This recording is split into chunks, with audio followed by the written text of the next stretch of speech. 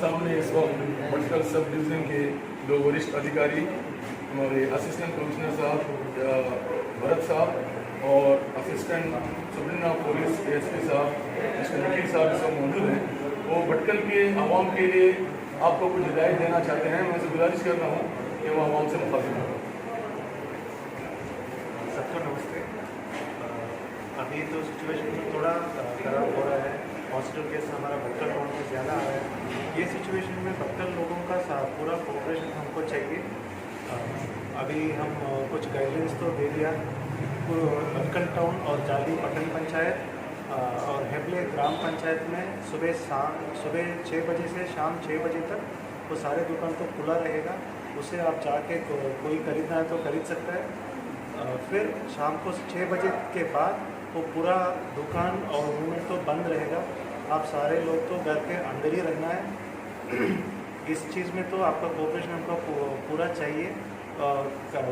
कोई भी जहाँ में किसी लोग बाहर आ रहा है तो उसके ऊपर पुलिस पूरा एक्शन करेंगे। उसके बाद 70 इयर्स के ऊपर और 10 साल के नीचे लोग जितना हो सकता है उतना तक घर के अंदर रहना ज़रूरत है, क्योंकि उनका इम्यूनिटी तो थोड़ा कम थी। उनका ये वायरस ज़्यादा स्प्रेड हो सकता है वो सेक्शन ऑफ द सोसाइटी में। इसलिए वो जितना हो सकता है वो घर में अंदर रहना है। सिर्फ मेडिकल रीजंस के लिए बाहर आने के लिए मौका है। उसके बाद हमारा भटकल टाउन में 9 जहाँ मिनी फीवर क्लिनिक्स एस्टैब्लिश हुआ है। उसमें आशा वर्कर्स और आंगनवाड़ी वर्कर्स है। वहाँ आपका टेम्परेचर, ऑक्सीजन कंटेंट सारे चेक करने के लिए वो अरेंजमेंट्स किया है।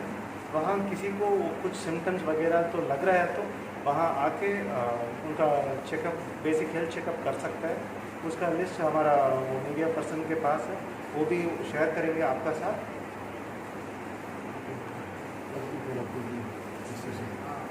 बस जो एसी साहब ने बोला वैसा ही अब तो थोड़ा माहौल ख़राब होने लगा है।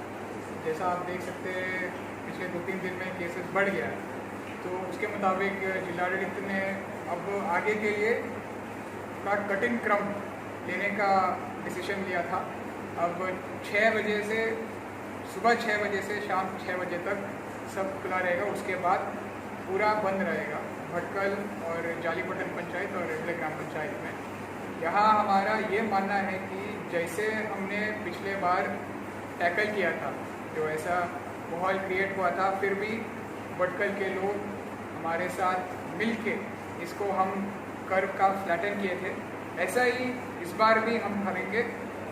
उस मामले में एसी साहब ने और हमने मिलके जो डिसीजन लिया हुआ है उसका पूरा डिटेल्स सबको बता दिया है हमने। अब आगे भी आपका कोऑपरेशन हम मांगते हैं। अगर शाम को हम अननेसेसरी मूवमेंट देखेंगे तो उसके ऊपर केस होगा, उनका गाड़ी सीज होगा और आगे जाके कोर्ट में उनको बहुत दिक्कत होगा। इसलिए अगर कोई एसेंशियल आइटम्स नहीं चाहिए तो बाहर मत आइएगा शाम को। और जो भी अबव 70 इयर्स और बिलो 10 इयर्स जितने भी लोग हैं वो लोग बाहर मत आइए।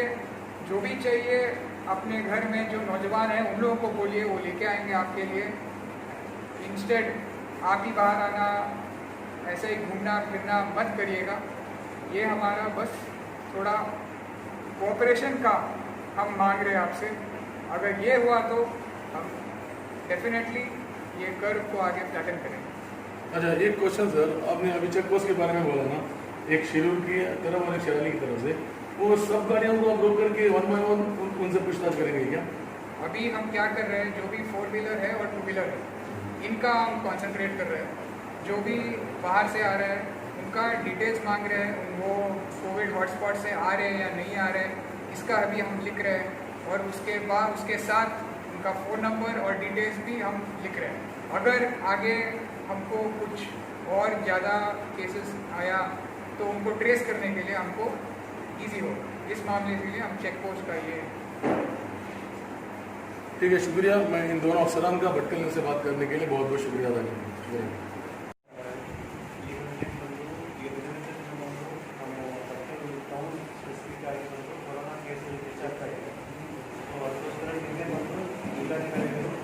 बारिश ಆದೇಶವನ್ನು ಮಾಡಿದ್ದಾರೆ. ಅದರಲ್ಲಿ ಕೆಲವೊಂದು ಷರತ್ತುಗಳಿವೆ. ಅದೇ ಷರತ್ತುಗಳನ್ನು ನಾವು ಬಂದು ಆ ಆದೇಶದಲ್ಲಿ ಹೇಳಿದ್ದು ಭಟ್ಕಳ ಪುರಸಭೆ ವ್ಯಾಪ್ತಿ, ಅದೇ ಷರತ್ತುಗಳನ್ನ ಜಾಲಿ ಪಟ್ಟಣ ಪಂಚಾಯತ್ ವ್ಯಾಪ್ತಿ ಮತ್ತು ಹೆಬ್ಳೆ ಗ್ರಾಮ ಪಂಚಾಯತ್ ವ್ಯಾಪ್ತಿಯನ್ನು ನಾವು ಜಾರಿ ಮಾಡ್ತೀವಿ. ಅದರಲ್ಲಿ ಫಸ್ಟ್ ಪಾಯಿಂಟ್ ಏನಂತ ಹೇಳಿದ್ರೆ, ಸಾರ್ವಜನಿಕರು ಓಡಾಡೋಕ್ಕೆ ಬಂದು ಸ್ವಲ್ಪ ತಡೆ ಮಾಡಿದ್ದಾರೆ. ಸಂಜೆ 6 ಗಂಟೆಯಿಂದ ಬೆಳಗ್ಗೆ 6 ಗಂಟೆವರೆಗೆ ಬಂದು ಅಂಗಡಿಯಲ್ಲಿ ಯಾವುದೂ ಬಂದು ಅವರು ಓಪನ್ ಮಾಡೋಕ್ಕಿಲ್ಲ.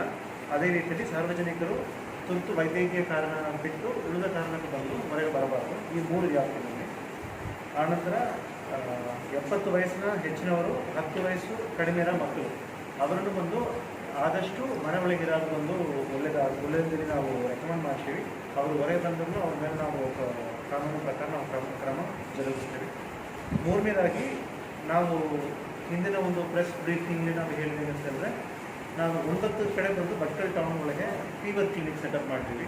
ಅಲ್ಲಿ ಯಾರಿಗಾದ್ರೂ ಒಂದು ಜ್ವರ ಸಿಂಟಮ್ಸು ಇಲ್ಲ ಬೇರೆ ಏನಾದರೂ ಅವ್ರಿಗೆ ತೊಂದರೆ ಇದ್ದರೆ ಅಲ್ಲಿ ಬಂದು ಅವರು ಪಲ್ಸ್ ಆಕ್ಸಿಮೀಟರ್ಲಿ ಆಕ್ಸಿಜನ್ ಲೆವೆಲ್ ಮತ್ತು ಥರ್ಮಲ್ ಇನ್ಫ್ರಾರೆಡ್ ಥರ್ಮಾಮೀಟರ್ನಲ್ಲಿ ಟೆಂಪ್ರೇಚರ್ ಚೆಕ್ ಮಾಡಿಕೊಂಡು ಅವ್ರು ಹೋಗ್ಬೋದು.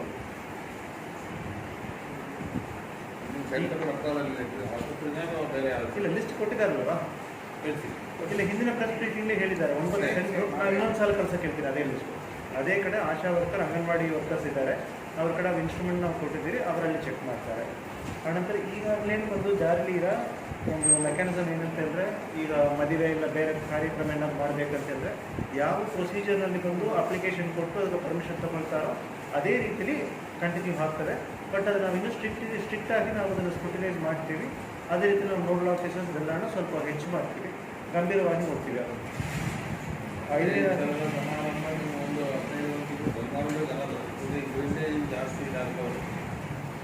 5ನೇ ಮದುವೆ ಇಟ್ಕೊಂಡಿದ್ದಾರೆ, ಅದನ್ನು ನಾವು ಬಂದು ಸ್ವಲ್ಪ ಇದನ್ನು ತಡೆ ಮಾಡೋದನ್ನು ನಾವು ಸ್ಟ್ರಿಕ್ಟ್ಲಿ ಸ್ಕ್ರೂಟಿನೈಸ್ ಅಂತ ಹೇಳುವಾಗ ನಾವು ಒಂದು ಅಗತ್ಯ ಇದೆಯಾ ಅಂತ ಅವ್ರ ಜೊತೆ ಮಾತ್ರ ನಾವು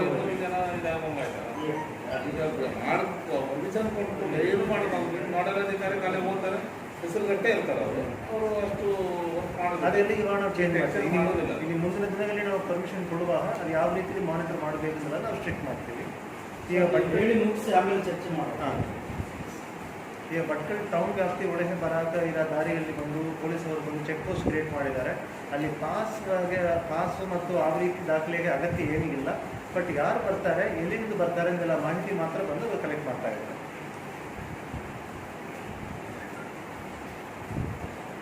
ಇಲ್ಲಿ ಕೊನೆಯದಾಗಿ ಬಂದು ಇಲ್ಲಿ ಭಟ್ಕಲ್ಲಿ ಇವಾಗ ಬಂದ ಕೇಸು, ಅದ್ರ ಜೊತೆ ಇರೋ ಪ್ರೈಮರಿ ಕಾಂಟ್ಯಾಕ್ಟು ಇದೆಲ್ಲನೂ ಅನಲೈಸ್ ಮಾಡಿ ನಾವು ಒಂದು 2-3 ಹಾಟ್ಸ್ಪಾಟ್ನ ನಾವು ಐಡೆಂಟಿಫೈ ಮಾಡ್ತೀವಿ. ಆ ವ್ಯಾಪ್ತಿನ ಮಾತ್ರ ನಾವು ಪೂರ್ತಿ ಸೀಲ್ ಡೌನ್ ಮಾಡ್ತೀವಿ. ಅಲ್ಲಿ ಅವಶ್ಯಕತೆ ಇರೋ ಅಗತ್ಯ ವಸ್ತುಗಳು, ತರಕಾರಿ, ದಿನಸಿ, ಔಷಧಿ ಏನಿದ್ರು ನಾವು ಬಂದು ಹೊರಗಿನಿಂದ ನಾವು ಬಂದು ಏನಾದರೂ ಒಂದು ಆರ್ಗನೈಸ್ಡ್ ಮೆಕ್ಯಾನಿಸಮ್ಲಿ ನಾವು ಕಳಿಸ್ಕೊಡ್ತೀವಿ. ಅದು ನೋಡಲ್ ಆಫೀಸರ್ಸ್ ನಂಬರ್ ಇವೆಲ್ಲ ನಾವು ಡಿಸಿಷನ್ ತೊಗೊಂಡ ನಂತರ ನಿಮಗೆ ನಾವು ಕನ್ವೆ ಮಾಡ್ತೀವಿ. ಅಷ್ಟೇ. ಈ ನಿಮ್ಮ ಪ್ರಶ್ನೆ ಏನಾದರೂ ಕೇಳಿ. ಅದು ನಾವು ಇವಾಗ ಹೇಳಿಲ್ಲ, ನಾವು ಮಾಡಿದ ನಂತರ ನಿಮಗೆ ತಿಳಿಸ್ತೀವಿ. ಯಾಕಂದ್ರೆ ಇವಾಗ ನಾವು ತಿಳಿಸಿದ್ರೆ ಏನಾಗ್ತದೆ, ಅಲ್ಲಿ ಬಂದು ಸ್ವಲ್ಪ ಗೊಂದಲ ಆಗಿ ಅವರೆಲ್ಲ ಹೊರಗೆ ಬರೋದು. ನಾವು ಮಾಡೋ ಉದ್ದೇಶ ಏನಂತ ಹೇಳಿದ್ರೆ ಅಲ್ಲಿರೋರು ಅಕ್ಕಪಕ್ಕ ಓಡಾಡಬಾರದೆಲ್ಲ ಅವ್ರ ಉದ್ದೇಶಕ್ಕೋಸ್ಕರ ಇವಾಗ ನಮ್ಗೆ ಎಲ್ಲಿಂದ ನಮ್ಗೆ ಹೇಳಿಲ್ಲ. ಅವರೆಲ್ಲರನ್ನೂ ಈಗ ಆದಷ್ಟು ಎಷ್ಟು ಮಂದಿ ಇದ್ರು ನಮಗೆ ಮುಂದೆ ಬಂದದು, ಅವರೇ ಮುಂದೆ ಬಂದದು, ನಮ್ಮ ಕಡೆ ಲಿಸ್ಟು ಎಲ್ಲನೂ ಸ್ಟಾಫ್ ಕಲೆಕ್ಷನ್ ಇವಾಗವರೆಗೆ ಆಗಿದೆ. ಅದು ಸರಿ ಸುಮಾರು 90 ಇರಬಹುದು.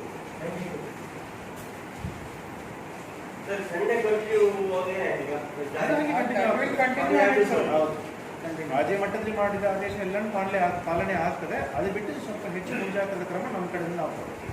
ಈಗ ನೀವು 6 ಗಂಟೆವರೆಗೆ ಹೇಳಿದ್ರಲ್ಲ, ಅದರಲ್ಲಿ 10 ವರ್ಷಕ್ಕಿಂತ ಕೆಳಗಿನವರು 60% ಮೇಲೆ ತಿರುಗಾಡಲೇಬಾರದು ಕಂಪಲ್ಸರಿ. ನಿಮ್ಮ ಈ ಟೈಮಿಂಗ್ ತಿರುಗಾಡಬಾರದು.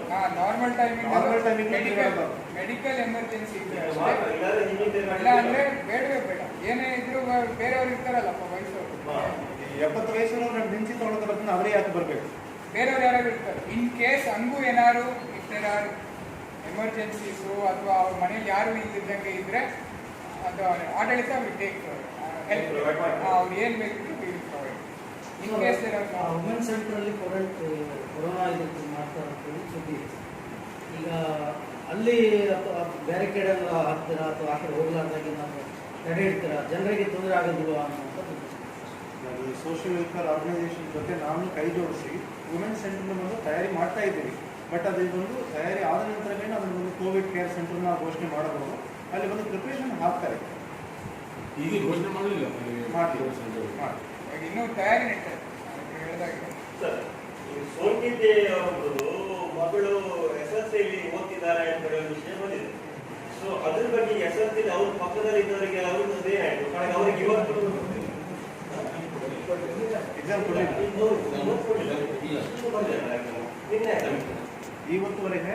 ಇವತ್ತು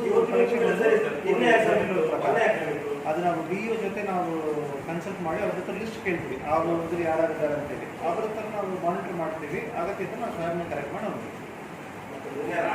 ರಾತ್ರಿವರೆಗೂ ಮನೆಯವರು ರಜೆ ಸಿಗಲಿಲ್ಲ ಅನ್ನೋ ವಿಷಯ ಇಲ್ಲ ಅದೆಲ್ಲ ನಿನ್ನೆ ನೈಟ್ವರೆಗೆ ನಾವು ಈಗ ಮುಗಿಯೋ ಒಂದು ಪರೀಕ್ಷೆ ಬರೆಯೋಕೆ ಅವಕಾಶ ಕೊಡಬಹುದಾ ಅಂತ ನಾವು ವಿಚಾರ ಮಾಡ್ಕೊಂಡಿದ್ದೀವಿ. ಆ ನಂತರ ಬಂದು ಸರ್ಕಾರ ಸುತ್ತೋಲೆ ಇದೆ.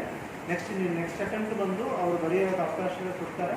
ಅದೇ ರೀತಿ ಅದು ಫಸ್ಟ್ ಅಟೆಂಪ್ಟ್ ಅಂದರೆ ಕನ್ಸಿಡರ್ ಮಾಡ್ತಾರೆ. ಅದು ಸೆಕೆಂಡ್ ಅಟೆಂಪ್ಟ್ ಇಲ್ಲ, ಫಸ್ಟ್ ಅಟೆಂಪ್ಟ್ ಕನ್ಸಿಡರ್ ಮಾಡಿ ನೆಕ್ಸ್ಟ್ ಎಕ್ಸಾಮ್ ಮಾಡ್ತಾರೆ.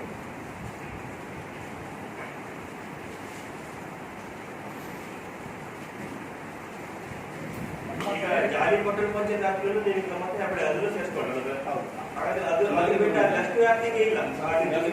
8 o'clock ಹೌದು. ಮಾತ್ರ ವ್ಯಾಪ್ತಿ ಮಾಡಬಾರ್ದು. ಎಲ್ಲಿದು ಶಿರಾಲಿ 9 ಗಂಟೆ ಜುಲೈ 5ನೇ ತಾರೀಕಿನಿಂದ ಅದು 8 ಗಂಟೆಗೆ ಅದು ರಾಜ್ಯ ಮಟ್ಟದಲ್ಲಿ ಮಾಡಿದ್ದಾರೆ. DC ಅವರು ನಮಗೆ ಆದೇಶ ಕೊಟ್ಟಿದ್ದಾರೆ. ಇದು ನಿಮ್ದು ಈ 3 ವ್ಯಾಪ್ತಿಗೆ ಮಾತ್ರ. ಹೌದು. ಜಾಲಿ, ಭಟ್ಕಳ ಮತ್ತೆ ಹೆಬ್ಳೆ.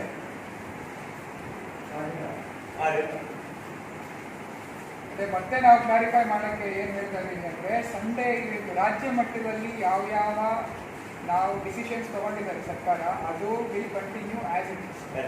ಅದರ ಜೊತೆಗೆ ನಾವು ಮುಂಜಾಗ್ರತಾ ಕ್ರಮವಾಗಿ ಈಗ ಜಿಲ್ಲಾಡಳಿತ ಏನೇನು ಡಿಸಿಷನ್ಸ್ ತಗೊಂಡಿದೆ ಅದ್ರ ಮೇಲೆ ನಾವು ಎನ್ಫೋರ್ಸ್ ಮಾಡೋಕ್ಕೆ ಮುಂದೆ ಬಂದಿದ್ದೀವಿ. It is already started. Please ನಾವು ಅದೇ ಮಾಧ್ಯಮದವ್ರಿಗೆ ಏನು ಹೇಳೋದು ಅಂದರೆ, ನೀವು ಹೋಗಿ ನೋಡಿ, especially check post working, because ನೀವು ಪಾಸ್ ಮಾಡ್ತಿರ್ತೀರ ಈ ಕಡೆ ಆ ಕಡೆ ಎಲ್ಲ. You also verify, you also let us know in case ಎಲ್ಲರೂ ನಾವು ಮಾಡ್ತಾ ಇಲ್ಲ ಕರೆಕ್ಟಾಗಿ. ಎರಡೇ ಕಡೆ, ಶಿರೂರು ಕಡೆ ಇಲ್ಲಿ ಆ ಕಡೆಯಿಂದ ಬರೋರು ಒಂದು, ಶಿರಾಲಿ ಕಡೆಯಿಂದ ಬರೋರು ಒಂದು, ಕುಂಟವಾಣಿ ಕಡೆಯಿಂದ ಮೂವ್ಮೆಂಟ್ ಇಸ್ ವೆರಿ ಲೆಸ್. ಅಂದ್ರೂ ಅಲ್ಲೂ ಇದೆ, ಅಲ್ಲೂ ಇದ್ದು ಅಲ್ಲೂ ಬರ್ಕೊತಾ ಇದ್ದೀವಿ. ಈ 2 ಕಡೆ ವಿ ಆರ್ ಮಾನಿಟರಿಂಗ್.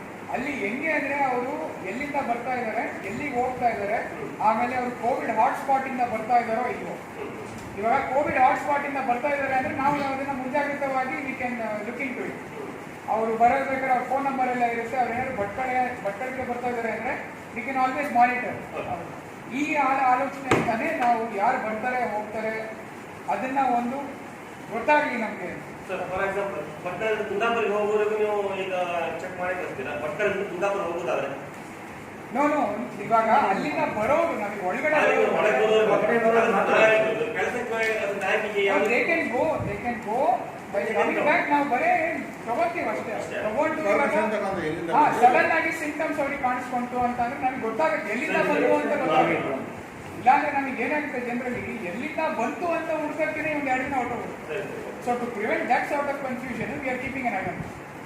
ಅವರೆಲ್ಲರೂ ನಿಜ ಹೇಳ್ತಾರೆ ಅಂತ ಅನ್ಸುತ್ತೆ. ಈಗ ಹಾಟ್ಸ್ಪಾಟ್ ಬಂದಿರ್ತಾರೆ, ಹೇಳಿದ್ರೆ ಕುಂದಾಪುರ ಹೇಳ್ತಾರೆ. ಅವಾಗ ಅಲ್ಲ, ಇವಾಗ ನೀವು ಸ್ವಲ್ಪ we also have to trust.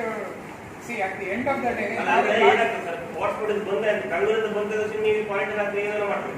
ಹಾಗೆ ಅವರು ಹೇಳ್ತಾರೆ ಇಲ್ಲ ಸರ್ ನಾನು ಕುಂದಾಪುರ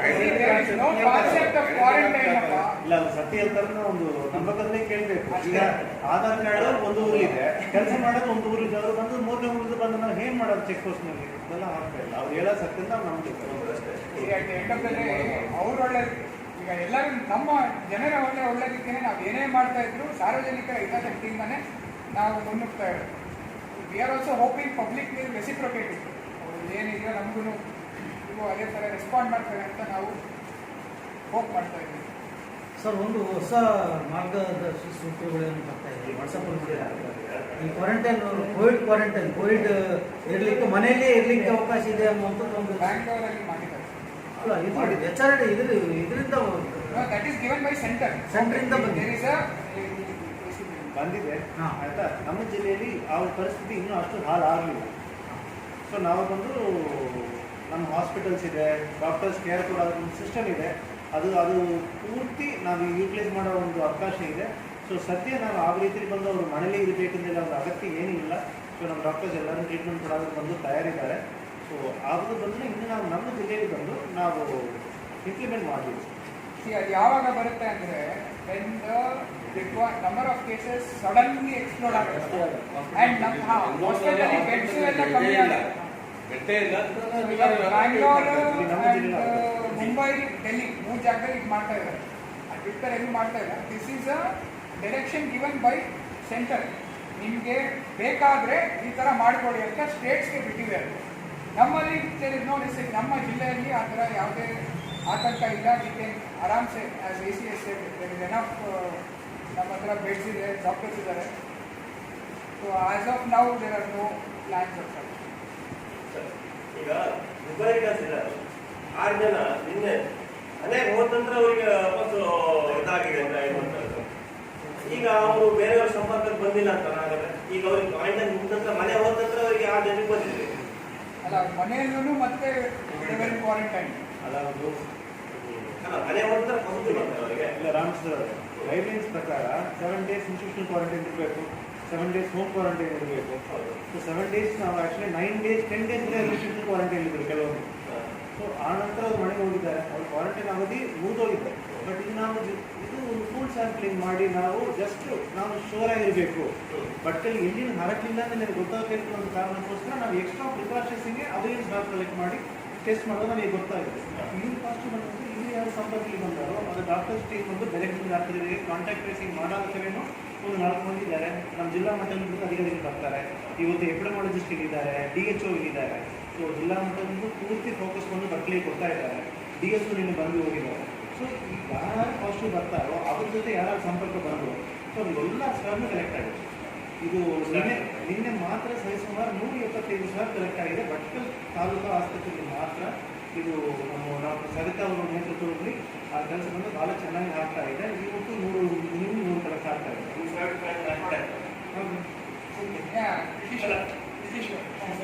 ಇಲ್ಲ ಆಡಳಿತನೂ ಅಷ್ಟು ಗಂಭೀರವಾಗಿ ತಗೊಳ್ತೆ. ಇಟ್ ಶೋಸ್ ನಾವು ಎಷ್ಟು ಸೀರಿಯಸ್ ಆಗಿ ಪರಿಗಣಿಸ್ತಾ ಇದ್ದೀವಿ ಅಂತ. ಅದಕ್ಕೆ all hands on Bhatkal. So ನಮ್ಮ ಮನವಿ ಸಾರ್ವಜನಿಕರಿಗೆ ಏನು ಅಂದರೆ ಬರೋ ದಿನಗಳಲ್ಲಿ ದಯವಿಟ್ಟು ಹೆಚ್ಚು ಜಾಗ್ರತೆ ವಹಿಸಿ ಮಾಸ್ಕ್ ಧರಣೆ ಮಾಡಿ, ಎಲ್ಲೂ ಆಚೆ ಬರೋದಕ್ಕೆ ಹೋಗಬೇಡಿ unless it is very very essential. ನಾವು ಪುನಃ ಮತ್ತೆ ಹೇಳೋದು ಅದನ್ನೇ, ಎಸೆನ್ಷಿಯಲ್ ಇದ್ದರೆ ಅಷ್ಟೇ ನೀವು ಆಚೆ ಬನ್ನಿ, ಇಲ್ಲಾಂದರೆ ದಯವಿಟ್ಟು ಮನೆಯಲ್ಲೇ ಇರಿ. ಹುಡುಗರು ಎಲ್ಲ ಸುಮ್ಮನೆ ಗಾಡಿಯಲ್ಲಿ ತಿರುಗಾಡೋದು, ಸಾಯಂಕಾಲದಲ್ಲಿ ತಿರುಗಾಡೋದು ಎಲ್ಲ ಮಾಡಲೇಬೇಡಿ. ಇಟ್ ಈಸ್ ಫಾರ್ ನಮ್ಮ ಏನಿರಬೇಕು ಅಂದರೆ ಕರ್ವ್ನ ಫ್ಲಾಟನ್ ಮಾಡೋದು. So that in the next 1 week to 15 days we can flatten the curve. ಅದನ್ನು ಒಂದ್ಸರ್ತಿ we have already had experience. ಒಂದ್ಸರ್ತಿ ಬೂಮ್ ಆಗಿ ಮತ್ತೆ ಫ್ಲಾಟನ್ ಮಾಡಿದ್ದೀವಿ ನಾವು. ಅದನ್ನೇ we have to repeat it once. ಅವಾಗ ಹೆಂಗೆ ಎಲ್ಲರೂ ನಮ್ಮ ಜೊತೆ ತುಂಬ ಅದ್ಭುತವಾಗಿ ಕೋಆಪರೇಟ್ ಮಾಡಿದ್ರು. ಕಮಿಂಗ್ ಡೇಸಲ್ಲೂ ಅದೇ ಥರದ ಸಹಕಾರವನ್ನು ಕೇಳ್ತೀವಿ. ಸಹಕಾರ ಕೇಳೋದು ಒಂದಿರುತ್ತೆ, ಇವಾಗ ಕೇಳಿದಾಗ ನಾವು ನಮ್ಮ ಕೆಲಸ ಮಾಡಬೇಕಾಗುತ್ತೆ. ಸೊ ಅಲ್ಲಿಗೆ ಹೋಗೋದು ಬೇಡ, ಬಿಕಾಸ್ ಇವಾಗ ಸುಮ್ಮನೆ ಬೇರೆ ಥರ ಆಗೋದು ಬೇಡ. ನೀವುಗಳು ಹೇಗೆ ಇಷ್ಟು ದಿನ ನಮಗೆ ಕೋಆಪರೇಟ್ ಮಾಡ್ಕೊಂಡು ಬಂದಿದ್ದೀರೋ ಹಾಗೇನೆ ನೀವು ಕಂಟಿನ್ಯೂ ಅಂತ ಸಾರ್ವಜನಿಕರು ಯೋಚನೆ ಮಾಡಬೇಕು. ಈಗ ಏನಾದರೂ ದಿನಸಿ ತರಿಸ್ಬೇಕಂತ ಹೇಳಿದ್ರೆ ಈ ತಂದೆ 2 ಮಕ್ಕಳು ಹೆಂಡತಿ ಎಲ್ಲರೂ ಕರ್ಕೊಂಡಿರ್ಬೇಕಾದ ಅವಶ್ಯಕತೆ ಇಲ್ಲ. ಸೊ ಅದು ಅವರು ಯೋಚನೆ ಮಾಡಬೇಕು. ಅವರ ಪರವಾಗಿ ನಾವು ಕೆಲಸ ಮಾಡ್ತಾ ಇದ್ದೀವಿ. ಸೊ ಅವ್ರ ಸಹಕಾರದಲ್ಲಿ ಕೊಡಬೇಕು. ಅದು ನೀವು ಮಾಧ್ಯಮಗಳು ಅವ್ರಿಗೆ ತಿಳಿಸ್ಬೇಕು. सर वो शादी के बारे में अभी आएगा उसमें कोई रिपोर्ट आया है कि पूरा बाकी है? वो तो आते रहेगा. कोई डेडलाइन तो हम नहीं दे सकते. कितना आया? अभी तक तो नहीं आया. अभी तो नहीं. ठीक है. अभी 90 लोगों बाकी है. लोग हमसे पूछते हैं ना, इसलिए हम तो आपसे पूछना. आधा घंटे के बाद आप जाने के आधा घंटे के बाद में आ सकता है. हाँ ऐसा ही है ना. रात 12 बजे के भी फोन आ रहा है, सर इतना हो गया थोड़ा देखिए.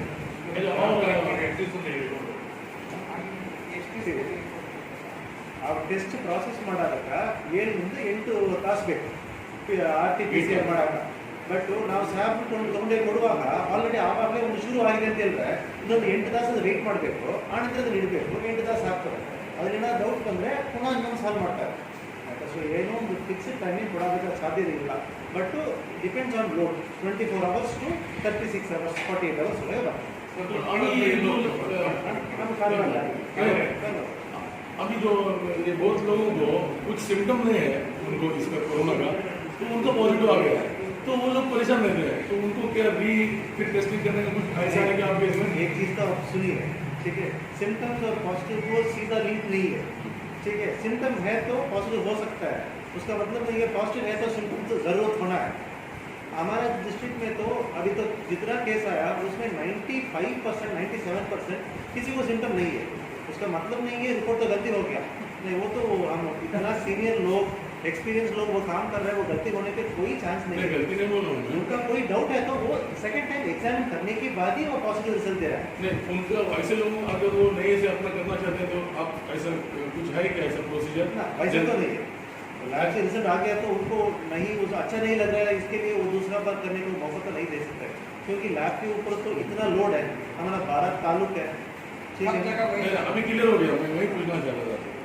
तो कुछ दिन के बाद उनको चांस मिल जाएगा 7 days आफ्टर 7 days ऐसा भी? वो डॉक्टर्स कुछ प्रोटोकॉल इस्टेब्लिश किया, जितना दिन के बाद वो टेस्ट करना है, जितना बार टेस्ट करना है. क्योंकि अभी कालर में एक केस है, यूजुअली 7 दिन 8 दिन होने के बाद टेस्ट कर रहा है, वो उसमें नेगेटिव आ गया तो 14 दिन के बाद वो घर जा सकता है. फिर क्या हुआ, 7 दिन पॉजिटिव आ गया, 9 दिन पॉजिटिव आ गया, 12 दिन भी वो पॉजिटिव आ रहा है. इसलिए वो लोग वो उनको और 1 हफ्ता भी ज़्यादा रखने का ज़रूरत पड़ेगा. ठीक है, वो सारी चीज़ तो डॉक्टर से करेगा. ಸರ್, ಈಗ ಸೀಸನಲ್ ಸ್ವಲ್ಪ ವೈರಲ್ ಆಗ್ತಾ ಇದೆ ಜನರಿಗೆ, ಥಂಡಿ ಜ್ವರ ಎಲ್ಲ ಬರ್ತಾ ಉಂಟು. ಸೊ ಅದನ್ನು ಕೆಲವೊಬ್ಬರು ಏನು ಮಾಡ್ಕೊಂಡಿದ್ದಾರೆ, ಕೊರೋನಾ ಬಂದಿರ್ಬೋದು ಅನ್ನುವಂಥದ್ದೊಂದು ಶಂಕೆ ಜನರಲ್ಲಿರ್ಬೋದು. ಸೊ ಅಂಥವ್ರು ಕೂಡ ಬಂದು ತೋರಿಸ್ಬೇಕು ಸರ್. ಅದು ತೋರಿಸೋದು ಒಳ್ಳೆಯದು, ಯಾಕಂದರೆ ಅದು ಏನು ನನಗೆ ಗೊತ್ತಿಲ್ಲ ಇಲ್ಲಂದೆಲ್ಲ ಒಂದು 2-3 ದಿನ ಇರ್ತದೆ ಸಾಮಾನ್ಯವಾಗಿ. ಅದಕ್ಕೆ ವರ್ಷ ಬರ್ತದೆ ಈ ಟೈಮಲ್ಲಿ. ಅದಕ್ಕೋಸ್ಕರ ನಮ್ಮ ಡಾಕ್ಟರ್ ತಾಲೂಕಾ ಹಾಸ್ಪಿಟ್ಲಿ ಒಂದು 14-20 ಬೆಡ್ ಇರೋ ಒಂದು ಐಸೋಲೇಷನ್ ವಾರ್ಡ್ ಕ್ರಿಯೇಟ್ ಆಗಿದೆ.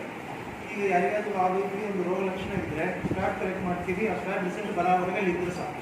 ನೆಗೆಟಿವ್ ಬಂದುಬಿಡ್ತಾರೆ, ಅದೊಂದು ನಾರ್ಮಲ್ ಕೋಡ್, ಅವ್ರು ಮನೆಗೆ ಹೋಗ್ಬೋದು, ನಾರ್ಮಲ್ ರೊಟೀನ್ ಔಷಧಿ ತೊಗೊಳ್ಬೋದು. ಏನು ತೊಂದರೆ ಫೀವರ್ ಕ್ಲಿನಿಕ್ಸ್ ಏನಕ್ಕೆ ಮಾಡಿದ್ದೀವಿ ಅಂದರೆ ಸರ್ ಬೋತ್ ಪರ್ಪಸ್.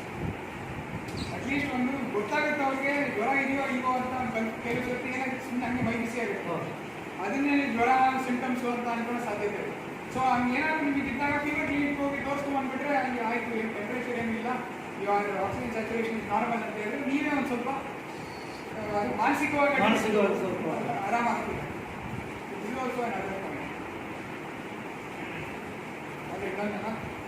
ಬೇರೆ ಏನೇ ನಿಮಗೆ ಕ್ವೆಶನ್ಸ್, ಏನೇ ಪ್ರಾಬ್ಲಮ್ಸ್, ಏನೇ ಕ್ವೈರೀಸ್ ಇದ್ರು please contact anybody amongst us. Will try and answer.